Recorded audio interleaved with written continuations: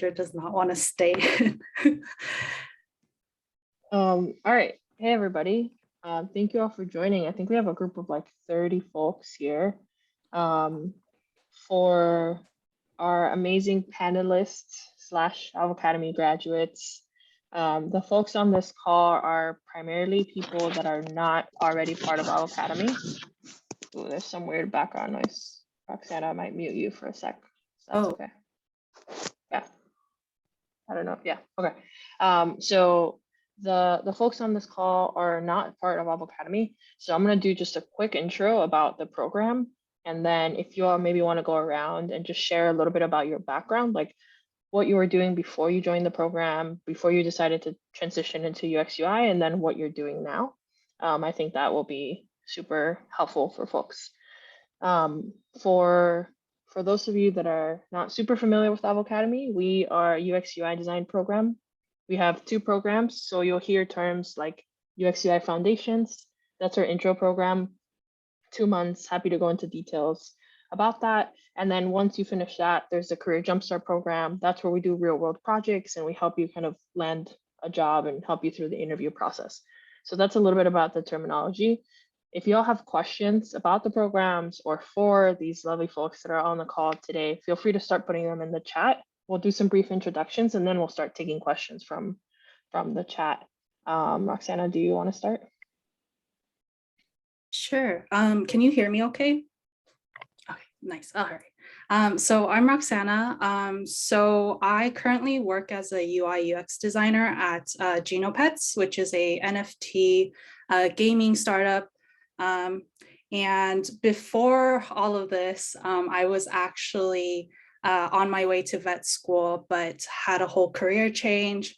And I was always interested in tech and design. So when I was kind of having that quarter life crisis, I kind of happened upon Avocademy and kind of took the jump, and best decision I could have ever made for myself. Then I'm just going to have you all like pass it to each other so we don't have like these awkward silences. So just pick somebody. Okay. Ryan. Hey, so my name is Ryan Russell.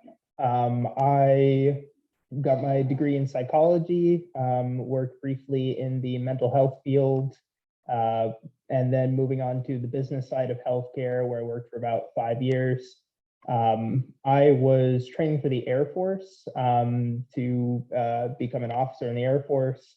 And when that kind of got derailed with everything that was going on with the pandemic, I had a lot of time at home and came across the Avocademy.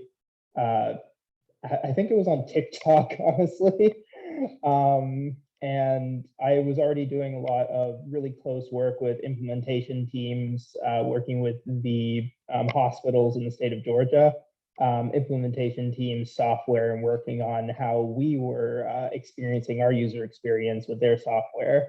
And so after looking into it a lot, I took the jump and went through the Foundations program. And then through the Career Jumpstart program for a few months, and I am now employed as a UX designer at General Motors.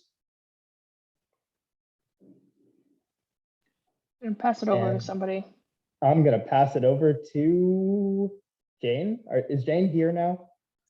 Oh my gosh, I don't know why. I was in the waiting room since like 4:58. So I dialed in on my phone and then it let me in and I was like, what? So I like re-clicked the link from the email invite and it let me in. I was like, okay then.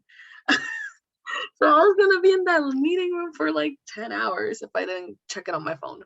But are we doing Jane, we're just doing intros, kind of like what were you doing before you started the program and what's your role now? Yeah, so before joining Avocademy, I think I started the foundations course sometimes last year. I started in like May. And then during that time, I was working as a software engineer at a consulting company, and I wasn't happy with what I was doing. And I was interested in UX design for like a long time because I personally didn't enjoy coding. So I really wanted to transition. So I was I saw like an ad for Avocademy, I think either on Facebook or Instagram when it was relatively like still new, I think, when I joined. Because I joined like last year, in the beginning of last year sometime, or middle of last year. Yeah, and then I took quite a long time to finish up the foundations course because I was doing it like part-time on top of my full-time job because I was working as a software engineer. So I was working on it like part-time and I finished it up. And then I joined Career Jumpstart end of last year. And I started like job searching, I think either January or February. My job search process was about a month, but yeah, right now I'm a user experience designer at Appian. It's headquartered in McLean, Virginia, but I'm remote for now. And I started on March 6th, I believe, beginning of March. So I've been there for a little bit over a month now. But yeah, what I noticed about working as a user experience designer so far, I haven't done that much work yet because I've been training up and doing a lot of onboarding stuff. I think I'm gonna start actually doing UX stuff end of this month, but I have already touched base with my mentor about UX design stuff. And he was going over what he does for his usability testing and stuff like that. And I just realized like everything I learned during foundations course, it's exactly the same as what he was trying to teach me. So if you guys are like on the fence about joining the Avocademy, like you should do it. But yeah, that was just the general intro. I think, thank you, Jane. I think Kathy is left for some intro, and I already see some questions here. So we'll jump to some of those after.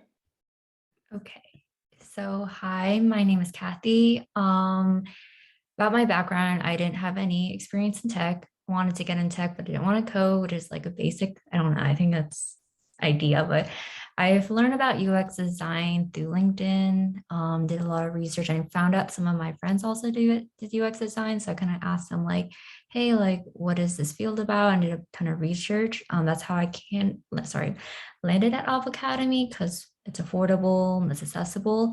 With my background, I was kind of in healthcare. I was a pharmacy technician while I was in school. And during school, I was a customer experience intern, which was similar to UX, but not 100%. And then after graduation, I did business development and realized like I did not like this. I hated it and wanted to like see like, okay, like I like the CX. And then did research. That's how I found UX. And right now I'm working at QGenda, which is like a physician nurse scheduling company as a UX designer. Cool, thank you all. So we'll start with some of these questions. So I think the first question was for Ryan, but we'll have everybody kind of go around, and I'll do a quick explanation. So part of the Career Jumpstart program is doing these real world projects, and then the second part is actually looking for jobs. So unlike other programs, we like put the looking for jobs within the program, not after the program. So I think that we'll word the question as once you were done with your portfolio and Career Jumpstart, how long did it take you to land your job?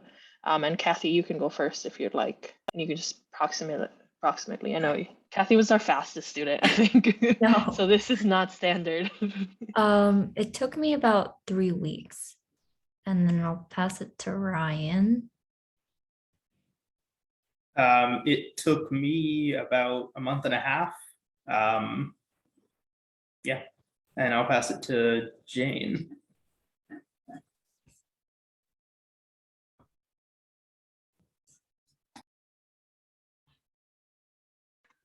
Oh my gosh, sorry. My trackpad wasn't working. I was trying to unmute myself.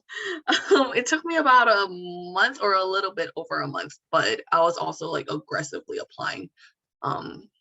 I'll pass it over to Animal Crossing woman, Roxana. Thanks. Yeah, I always use this background. So yeah, so for me, I took also it was about like 4 to 5 weeks after like I started, after I finished my portfolio and actually started applying. Yeah. Yeah, and for the The average time that it takes students to find jobs is 3 months. Like if we take all of the data of all the past students, and we give 6 months as part of Career Jumpstart of like supporting you and giving you like kind of bugging you every week to like meet your goals and holding you accountable. I think this call, it just happens to be you all found jobs really, really fast. And I think that is a testament to like how hot the field is right now. And if you actually like hit the goals that we're giving you, that it works, right? Cool. I think, okay, let's see the next question. I've seen the Career Jumpstart program is typically 2 months. If you have more time, is it possible to do it on a full-time basis? Yes. So the Career Jumpstart program is actually a total of 8 months, 2 months for projects and 6 for job search, like I just mentioned. If you have full-time availability, you can take a month to do the first part. Okay, next question for you all. How long have you all been in the UI UX field? Roxana, we'll just go backwards. Yeah.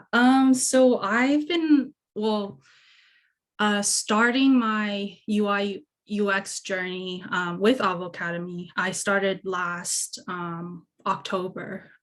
So it's been roughly about half a year. And I have been working at Genopets for about a little over a month now. So I'm still fairly early in my career, but I think I got really lucky with my job. My boss has been very reassuring and saying that I've definitely gone in the right direction, and I've seemed to know a lot about UX and UI design as well. And I think that's definitely, I've learned so much in the 4-5 months that I spent with Avocademy. I think the foundational knowledge is great to know where to get started. But if you ever discover any new topics, things that you want to discuss, Maka has always been very supportive, and getting to talk to other students as well has been really helpful, kind of getting the discussion going and then learning more and more about UX design. Yeah.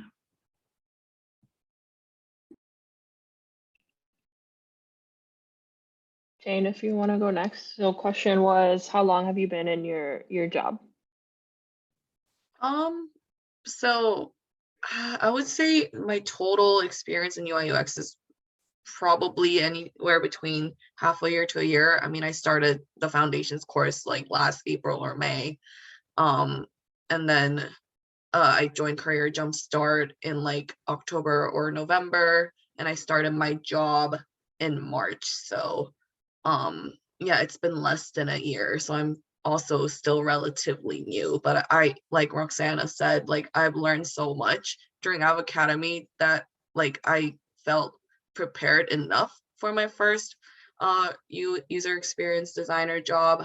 I kind of briefly mentioned it like during my intro, but whenever my mentor like talks about stuff at my job, like I don't like say it because I don't want to seem like I'm cocky to him or anything, but I'm like thinking in my head like, oh, this is what I learned during Avocademy. But yeah, less than a year. I think majority of us here are probably less than a year. I think Ryan, you've been the longest at your job, right? When did you start? I started in like December. We had a pretty like lengthy onboarding-esque phase going on. Yeah, so it's been what, 4 months, 4 months-ish since you started. Yeah, awesome. And Kathy's like on her second week of her job. Is that right? Third week? Yeah, it's my third week. And learning a lot still. I thought I was like, I think Career Jumpstart and Foundations really like created that foundation, hence the name. Still learning a lot, and yeah, it's been good so far. Nice. Awesome. Cool. Yep, I'm off mute. So next question. I found out about Avocademy after starting the Google Cert program. Curious if you're able to skip foundations and join Career Jumpstart. So if you have a portfolio, so a requirement for Jumpstart is that you have a portfolio with at least one project on it. And if you have that from doing the Google course, you can email info@avocademy.com, and I'll have Sadi share it on the chat here and share that information with you. And one of our team members will like review your portfolio to see your work, and we'll either recommend whether it's to do foundations or to go into Career Jumpstart. The Career Jumpstart program, which I think everybody on this call can attest to, there's not a lot of hand holding. Like, you're put straight into projects to work on. So if you're missing that foundations, or like maybe, you know, you just didn't grasp all of it from the Google Cert program, we don't want to put you into that because you will really struggle. It's not easy, right? Like, you're into the projects working, there's a client expectation. So I just want to share that from about getting into Career Jumpstart without doing foundations. Let's jump into another question. What was the biggest challenge starting in this field, especially to the ones that moved from a non-tech field into UX UI? So maybe biggest challenge. No, Kathy, do you want to start? I thought the biggest challenge was learning Figma, but like after doing practices and watching YouTube videos, I realized it wasn't that bad, like especially with the components and variants. I think one challenge I'm trying to understand is like working with the design system, because like in CJ, a lot of the stuff we create from scratch, or from the basics. And then with my current company, they kind of have like a component and design system in place. So it's understanding like how to use it and then create new stuff from it, which I find is the biggest challenge. But yeah. And then I think that's for Ryan next.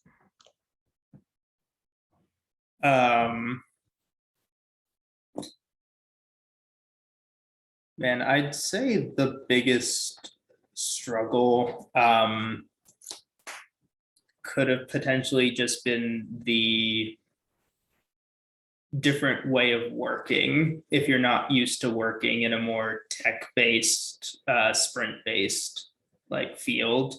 You know, it's a lot different in terms of how, depending on what job you get, the amount of time that you really have to prioritize your own work to work on different stories, versus what you might experience in, you know, a typical 40-hour job where you kind of have your tasks and you're just go, go, go. That strategizing and planning aspect. And I'll pass it to Roxana. Yeah, so I definitely agree with Kathy, because I'm also working on in a team where they do have a design system that we have to follow. And I think that's also something that has been, I think, popping up a lot more is when I was job searching, I did see a lot of recruiters looking for people with design system experience, because companies are starting to realize how important it is to have a consistent design as well as a design system that allows their designers and engineers to quickly create screens and features without having to kind of start everything from scratch.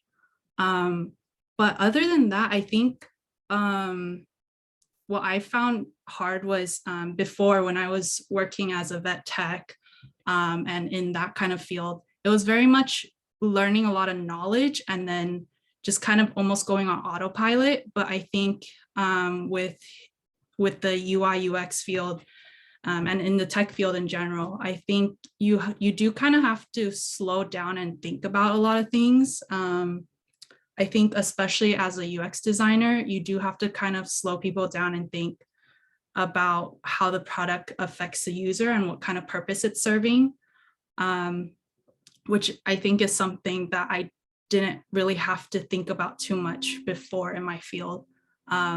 There's a lot of, I do think you also need to get comfortable with staying on top of trends and learning as you go. That's definitely something new. I have found myself in a lot of situations where I did not know how to, okay, like what is currently going on in the industry? What are newer best practices? And how do you apply that to your current product? And that was something that I was very uncomfortable with, was like not knowing things ahead of time.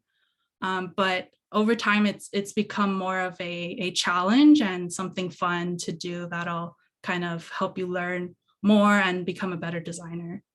Yeah. Jane. I think it's also fair to say, sorry, before Jane goes, like being a UX designer means like just always learning new things because things are always changing.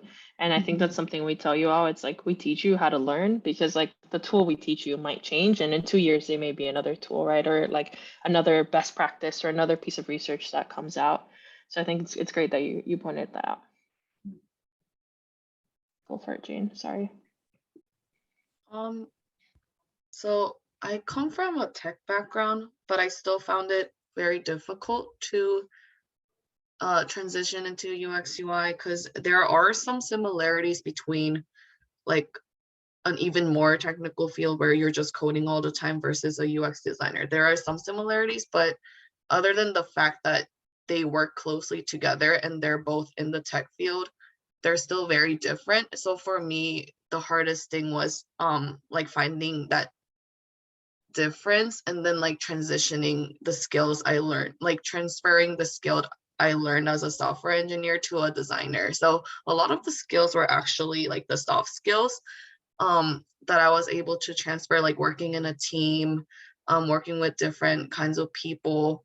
But that could like honestly come from any field. That's why UX designers, I think anyone could be a good UX designer because no matter what background you come from, there's always like a skill that you can like transfer as a UX designer. Like for example, even before I was a software engineer, I did a lot of like customer service roles.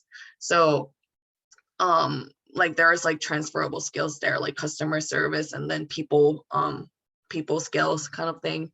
But yeah, I think the hardest part in general, not in the tech field, is like people said, learning new things all the time because you have to be on top of the trend.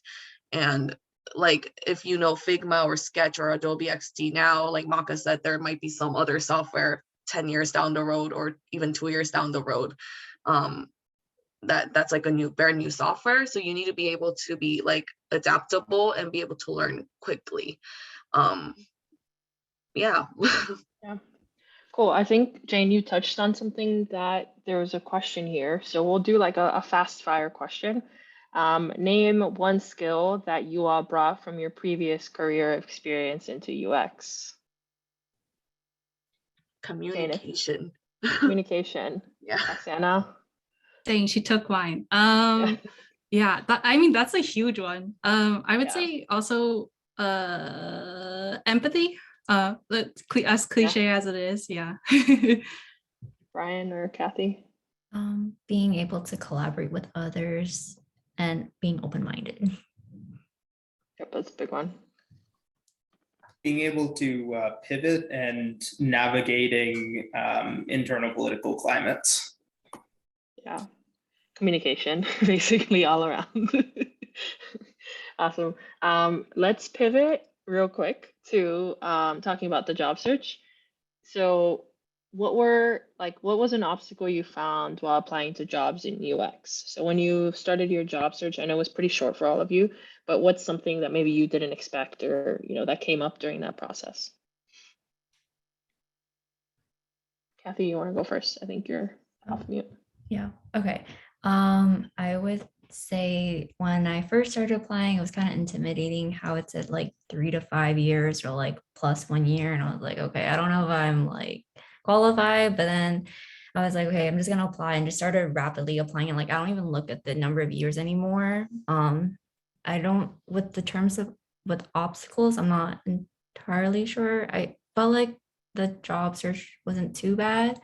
I think the scary part was like the first interview, but as you get the practice in and like more interviews come through, you get more confident throughout. Awesome. Ryan, maybe we'll go that way again. Sorry, could I get the question again?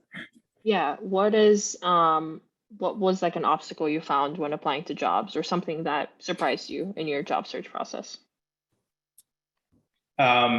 So something that actually surprised me was I started getting interviews extenuatingly quickly after I started applying. And I think the thing that surprised me was as I got those and as I began to work through them, understanding what the specific roles that companies were actually looking for, to like drill down into what type of role I was looking for. Surprised me because I almost accepted a job that I realized in hindsight was super marketing heavy, marketing based, because when they asked me to do design challenges and they kept coming back to me on that design challenge, the more I did for them, the more I realized that that was not the type of work I wanted to continue doing in the future. That was the design challenge around, like, they kept asking for content, right? Like the marketing content for the websites, right? And that was kind of the red flag. Yep, big Yeah. red flags Yeah, I there. remember that. And then big red flags on another one. So it's, Yeah. final interviews with CEOs can sometimes, tip the balance between accepting one job and, continuing that search for another month. Yeah. Yeah, Ryan had some interesting stories. We won't do that during a recorded Zoom call, but that we don't want that recorded. But yeah, it's interesting. And I think from my perspective of seeing, like all of you plus more folks like kind of go through these interviews, sometimes we have these experiences that you all share with us, and I'm just like shocked that like somebody said something like that to you all, or like cornered you to say a salary number, or like was super rude, right? But anyways, we'll continue. Jane, anything that an obstacle while looking for work from your end? Yeah, definitely what Kathy talked about, where this job title is junior or entry level UX designer, but the years of experience would be like 5 years, and I'm like, that is not junior or entry level. But yeah, as I'm pretty sure everyone did this eventually, but I stopped looking at the years of experience. As long as the title wasn't titled senior designer, I just like applied. I'm pretty sure the job I got, I'm pretty sure the years listed there were like +2 years of experience, and I was still able to get it. So but yeah, I was at first like very intimidated because it just felt like no one was hiring actual junior level designers. So I think that was the main obstacle. But once you start applying, then like people will see that that's not always true. Like they look at how much knowledge you know. So like the number of years of experience, it doesn't matter too much as long as you know your stuff. Yeah, we had a student that ended up, like, it took her almost 6 months to find a job and ended up landing a senior designer role. So how crazy is that? That like, she kept getting rejected over and over again and got a senior designer role at a really big company. Like if I named the company, everybody would know what that company is, right? So sometimes, and I think that's what I tell you all, is like, let your portfolio do the talking, like apply for the job and let them discard you rather than you not apply, and, end up essentially discounting yourself for the role. Yeah, so I kind of want to add on that because the job I have right now, I actually almost didn't apply at all, because I thought that I was actually looking at the job descriptions for gaming companies to see what kind of skills I needed to work on to eventually get into that field, maybe further along in my career. But I decided to just apply because they didn't have years of experience on it and it was a startup. And yeah, like you definitely don't know what exactly, sometimes it's kind of hard to tell what companies are actually looking for. Because I've also applied to roles where they in the job description, it did say junior, and then it was like less than 1 year experience preferred. But after going through the interview process, I get back, oh, actually, we don't really want a junior designer. So you don't really know what a company is actually looking for until you kind of talk to them and go through the interview. And something that I never really realized in my previous career was that when you're interviewing, they're not only interviewing you, but you're also interviewing them as well and trying to figure out if you're a fit for them. And yeah, you definitely just put yourself out there and be confident in what you can do and what you're willing to learn. I definitely almost didn't have the job I have right now if I hadn't put myself out there and let them say no to me instead. Yeah. I just want to like add on to that. Absolutely agree 100%. I would have never applied to the job that I have now. I just went back and looked at the description because I was thinking about this the other day. And I definitely don't have a bachelor's degree in interaction design, HCI, ergonomics, or related discipline, or 6+ years of experience. So yeah, sometimes, and I think Roxana touched on this very nicely, sometimes people don't even know what they're looking for and what they're hiring, right? So, to them, 6+ years is like this magnificent portfolio, and then you show up with like your 3 months of experience, and it matches their expectations, right?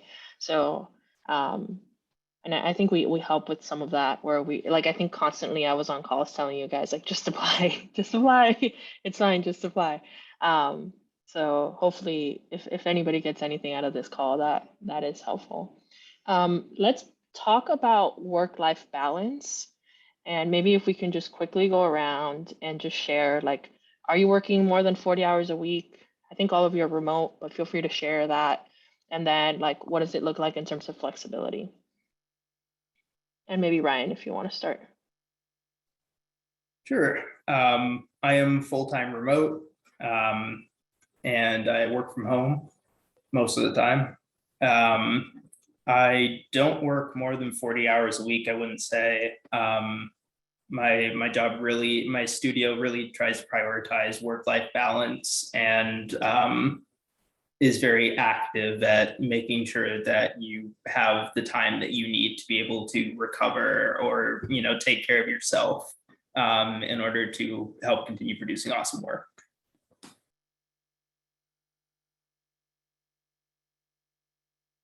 And I'll pass it off to Jane. Yeah, I also work from home for now, but I think I'm gonna be hybrid or on site starting next year. I also don't work over 40 hours a week. And my company also discourages that. They're like, if you think you need to work more than 40 hours, like, let us know. We're not gonna let you do that. So yeah, I think my work-life balance is really good right now. Kathy. Yeah, I think my work-life balance is pretty good too. I think last week, like, some meetings just ran over like 5 o'clock, but I think that's just because like meeting time people are talking. But yeah, I've been pretty happy so far. And that's, I think, Roxanne. Thanks. Yeah, so I work at a startup, and honestly, going into it, I thought, startups are notorious for kind of like that unlimited paid time off, but then you're actually kind of encouraged to work more than 40 hours a week. But I honestly, I'm like so happy with this job that I have right now, because my executive team is so, they really emphasize that our mental health and well-being is the most important for us to do valuable work. And I haven't worked over 40 hours a week. If anything, it's just like maybe having conversations with coworkers. But other than that, like they're also very good about not bothering us during lunches or on the weekends or when we're off. So usually, like, we just kind of start the day with sprints, kind of talk about any blockers, what we're going to do today, and then maybe if we need any help with that, and then just kind of do our own work. I work fully remote. Our company also doesn't have a like office or anything, so I think we're working fully remote probably into the future as well. A lot of our team is also international. Our exec team has spoken about how they want to recruit talent that is talented in what they do, and they don't want location to be a barrier. And yeah, I definitely feel like they put a lot of emphasis on our well-being and not overworking us, which I think has been really great. I've seen a lot of companies now that are really adamant about making sure their workers are taken care of. And I don't think you should worry about having to compromise your well-being to fit into a job and to find a job out there, because there are plenty of companies now that really want their workers to be happy, because happy workers will produce good products and do good work and keep other workers happy as well. So yeah. Cool. Thank you all for sharing. We'll do a quick fast fire question. So the question here was, how much artistic skill is required to be successful in UI UX design? For me, usually the answer is you don't need to be artistic. You just need to be creative and like the way you think. But we'll go around and quickly share. Do you consider yourself artistic? And do you use any artistic talent in the work that you do as a UX UI designer currently? Roxana, if you want to start, we'll go backwards. Yeah. So with the gaming company I work with, there's a lot of emphasis on UI. I think especially with gaming, branding and everything has to be very distinct. And a lot of times it kind of also breaks a lot of the UX principles that we learn, but you kind of have to learn to balance it. And I would say I'm not very creative, but I do know what's good and what's bad. And I think that's something that you kind of learn over time, seeing what works, what doesn't work, and then kind of also listening to other people and what they think. It kind of helps you kind of develop that creative eye. But I don't think you have to have very solid like artistic skills. If anything, you'll probably have someone else on the team, like a graphic designer, in charge of those things. Yeah. And Jane, do you want to go? I think having that artistic eye definitely helps, but I don't think you need it. It's just like a bonus, I think. And as you like work more in the UX UI field, I feel like it's just something you gain over time. Like you'd gain that design eye. Like whatever I'm doing at work right now, it doesn't require too much like artistic skills or anything. So it's not a make or break, definitely. I used to think like you need to be like really good at designing stuff or be good at like graphic design or whatever before I learned about UX UI, but that's not the case. Like those are two different roles. Ryan.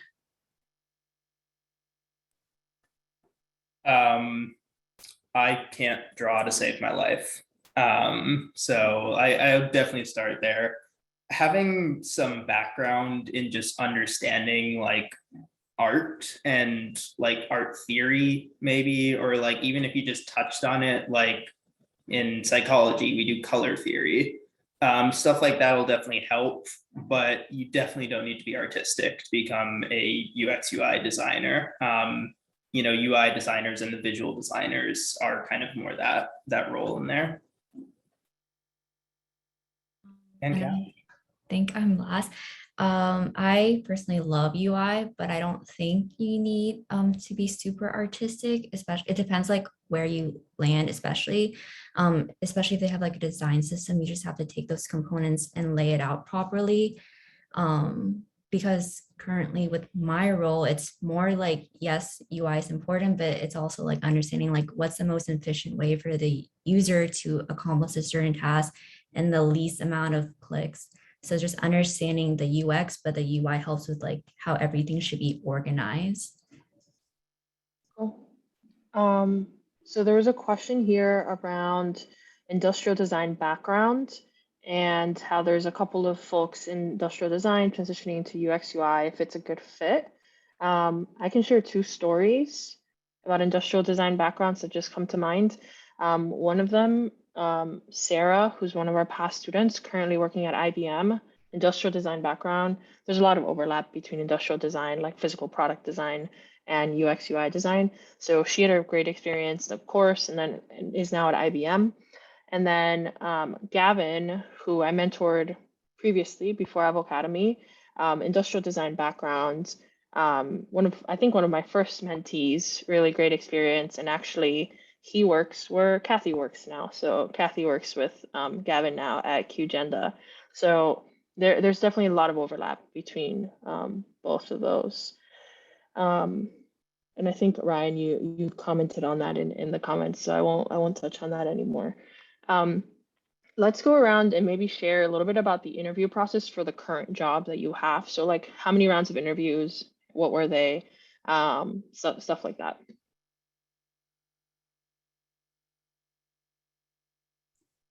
Okay, I can go first. Yeah, so I would say mine was kind of untraditional. Most of the interviews I had started with some sort of screener call just to make sure you're kind of like a real person and you match up with your resume that they found or that you submitted.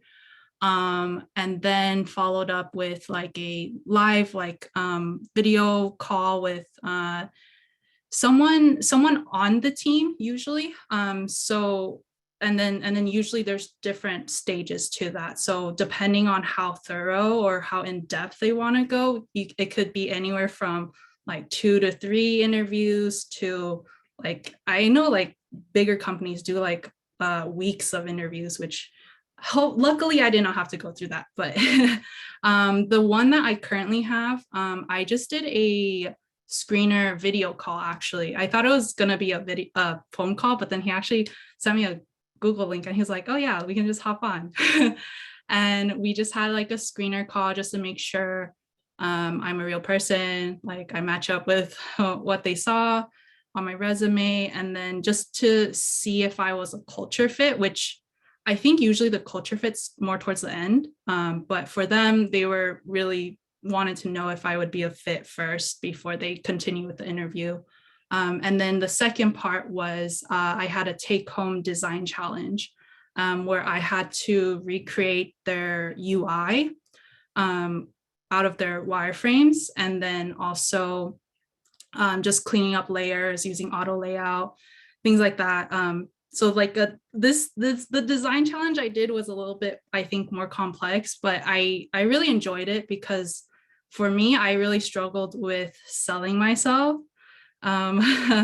So it was much better for me to showcase my skills through the work that I do. So that actually worked out well for me. And then I moved on to the final stage. They let me know I was the only person who had a really great design challenge. And I just had a chat with the CPO, the Chief Product Officer, my boss now. And we just had a conversation about my kind of design history. And then he just kind of let me know a little bit about the company and kind of pretty much onboarded me at that point. So it was a pretty short process, about a week long. And it was only like 3 steps. Yeah. All right, Jane. Awesome. I had a lot of rounds for this company. So it's like if I break it down, it was probably like 7 to 8 rounds, but then it was in the span of 2 days. So I don't remember actually like every single round of interview, but the main things were the recruiter call, where I'm just like talking with the recruiter, like that's like the non-UX person who's just screening you like about your background and stuff. And then I met up with like a senior designer, and then she gave me like a whiteboarding challenge to do on the spot. I did not expect that, but it still went pretty well. And then I talked with like another designer who was a manager, where I presented my design challenge. They gave me like a day or 2 to work on that challenge to present it to him. And then I met up with the product manager for another interview. It was like mostly behavioral, like how I work in a team and stuff. And then I met up with the chief designer, I think. And then it was mostly also behavioral about how I like work in a team and stuff. And then I had a behavioral interview with an HR person for like a more cultural fit interview. And there were like 2 or 3 more that I don't really remember. But I think definitely like it's not normal for I don't think it's like a common thing for there to be like 7 to 8 interviews unless it's like a really, really big company. But yeah, it didn't seem like too much though, because I cranked it out in like 2 days. But yeah, I think a lot of, for me, I interviewed for like, I don't know, like 10 or 11 other companies, and majority of the steps were 3 to 4 rounds of interviews, where it starts with a recruiter call, and then you talk with some other members of the team, where you're either presenting your portfolio or doing a design challenge, and then you have like a cultural fit interview. So it's usually like anywhere between 3 to 4 rounds. Kathy. Yeah, my interview process was definitely a lot shorter than Jane. It was 2 rounds. It was, the first was a phone call with my manager. I think it was about 30 to 40 minutes, answering like basic questions. And then I kind of told him like my process in the interview. So we went ahead and scheduled the second round, which is a 1.5 whiteboard challenge. The first 30 minutes was a logic problem, and then the other was like a whiteboard. And that was about it. It was just 2 rounds. And then Ryan. I think this is anticlimactic because everyone's like, oh, unless you work for a big company and work for General Motors. I had a 2-round interview process. I was working already with a recruiter who had contacted me. Don't be scared of recruiters, guys. And she presented this job opportunity to me as like the third, I think, one that she had said. And she was like, this is what you've been looking for. You know, your portfolio's aligned to this. Everything's great. She submitted me my application. And I had 1 round of interview, 1-hour interview with the design group, the design leader and the senior designer on the team. And I got the offer about a week later. Awesome. Thank you all for sharing. There's like a bunch of questions left and we have 7 minutes. So we're gonna do like fast fire rounds, yes or no, thumbs up, thumbs down for the rest of them. Did any of you do any other course other than Avocademy or Career Jumpstart before you found your job? Maybe we'll do a thumbs up if you did something, thumbs down if you did nothing other than Avocademy before finding your job. Yeah, I mean, finding your job is, go for it, Jane. Yeah, I did like a cheap Coursera course for like a week, but I don't know if that counts. Yeah, and then the question was, do you recommend doing this before searching for a job? If you do Career Jumpstart, like you search for a job during the program. So just want to clarify that. Would any of you recommend taking courses in Agile or Sprint methodologies? We actually have a design masterclass in Agile because we think it's that important. But I think, Kathy, you were asking me, right, about Agile methodologies recently. You were like, oh, is there any course or something like that, right? Did I have a conversation with you? No, I don't think No? so. But my team does work in Jira, but it wasn't Yeah. that bad when, after a week.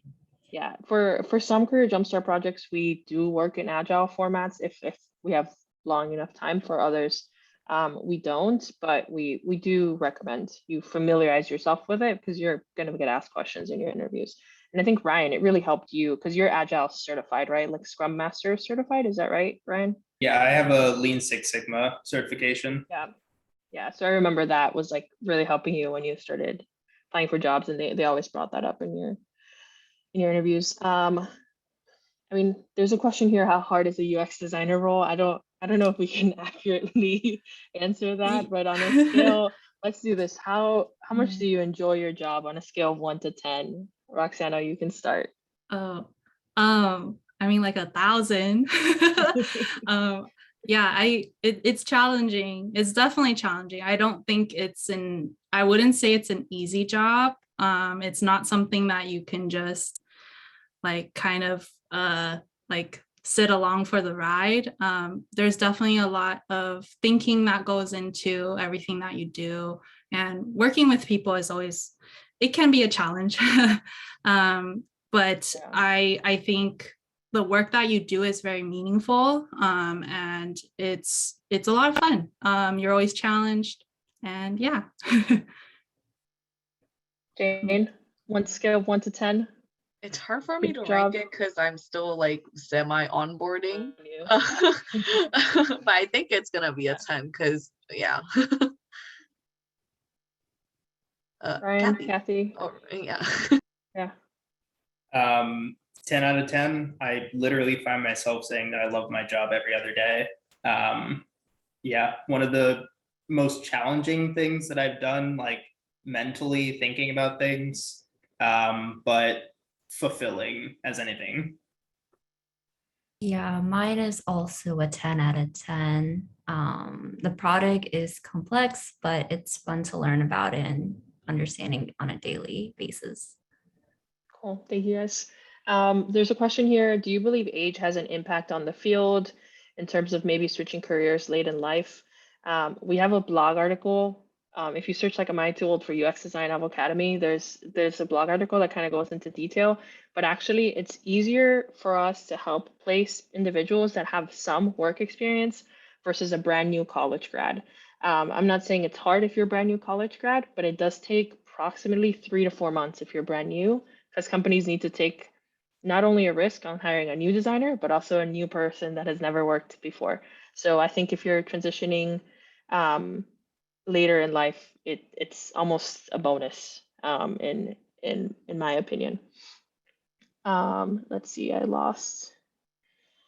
What has been the policy for remote work? Are there limitations? Can you work from anywhere or just the US? I don't know if any of you have that, but I'm pretty sure for tax reasons, unless your company is international, you're supposed to not leave the country for more than a month at a time. I'm saying that for Roxana's like, I'm in a beach in Mexico right now. Yeah, my like bosses like are pushing me. They're like, if you want to go anywhere in the world, like go for it. Yeah. That's the beauty of working remote. So yeah. I think definitely larger companies do have a lot more compliance rules in place about like leaving the US if you are remote. All right, there's a question about red flags. We definitely don't have enough time to answer those, but if you send over an email, I'm happy to answer that. And Sadi can put the email here again, info@avocademy.com. Do any of you work in global teams, and how does your company handle it? I think Roxana, you mentioned, right? You all have. Yeah. We have team members in like Singapore, Denmark, Nigeria, France, like everywhere. Australia too. I have noticed that like they try to have everyone work on the same schedule, or at least have some hours of the day where it coincides with the kind of Pacific time zone. Because one of the other UX designers I work with, he's in Singapore, and he just works early in the mornings and until like around 2, which is still like really kind of in the middle of the night for him. But I think that really depends on the company and what they're willing to, or what kind of policies they have with that. But I think in most cases, they would want you to work somewhat within the time zone that most of the other team members work in. Yeah. Cool. There's a question here about working at UX agencies or searching for your role at your companies. We do have other grads that have worked at agencies. In terms of Avocademy, we let you find a job wherever you want. It's usually easier to get a job at a company instead of an agency, because agencies are usually searching for more experienced folks, since you're going to be representing them out to their clients. But it's not impossible to get an agency job, especially really big agencies at large companies. Would Avocademy benefit a college graduate with little to no professional work experience? Yes, we've had a lot of college grads that maybe like decided to change their careers after graduating, so we're able to help with that as well. Like I said, the job search does take a little bit longer, but we'll help you work on those soft skills and like really learn how to sell yourself for those roles. Let's do one last question, and if we didn't get to your question, please feel free to email us. How valuable is the Avocademy community? Maybe Roxana, if you want to start. Yeah, sure. I love the Avocademy community. I've made so many friends through it, and for me, I think what I found the most valuable is the like you're not alone in this journey, and there's so many other people that are also working towards this goal, and you have so many people cheering you on and also going through a similar journey as you. And I think that alone helps you get a long way, rather than if you were just kind of trying to figure out all on your own. Yeah. Jane? What was valuable community? Yes. Yeah. It actually really surprised me how supportive everyone in the community is. Like every time someone gets like an achievement or a new job, like everyone's supportive. And everyone just like everyone's willing to help you out, like whether it's like on a project or whether it's job searching. I personally like talk to a lot of people during my job search process, and we would just like really encourage each other about like how we're doing and just check up on each other. So yeah, the community is really good for Avocademy. Ryan, Kathy. I echo both sentiments that have been said thus far. Going through it with a community instead of going through it alone was awesome. Being able to join daily stand-ups, like as you're applying to, 10, 20 jobs a day, and like talking about it and talking about the interviews you're going through. And once again, making friends and connections just through the other connections through Avocademy. It was great. Yeah, I guess to sum it up, the community at Avocademy is like really supportive. I met really great friends. And Maka does these calls every day, like Career Jumpstart calls, where everyone just talks about their interview process, and you're just like really happy for them, and like you just want like them to get that offer, and you're just like kind of part of that process. Like sometimes I still hop on that call to see, I was on it today to see like what my current teammates are doing in their job process. And I met great friends, and the company I'm at, they're planning to fly me to Atlanta, Georgia. And I hit up one of my other teammates like, hey, let's hang out. So it's a great community overall to meet UX friends and new people. Yeah, my favorite part is when you all join those daily calls. And I think the four of you were super active in them. When we joined this call today, I was like, oh, look, familiar faces again. But anyways, thank you all, the four of you, for joining today and sharing your experiences with everybody. And thank you everybody for the great questions. I'm sorry that we didn't get to all of them, but feel free to email us. And then if you're interested, on our website, if you go to avocademy.com and click on like student success or student stories, you can check out some portfolios of folks that have finished the program. And I think that could also give you all maybe just like a better idea of like the quality of work that these awesome folks have produced to be able to get them their jobs. But anyways, thank you everybody. Bye. Bye.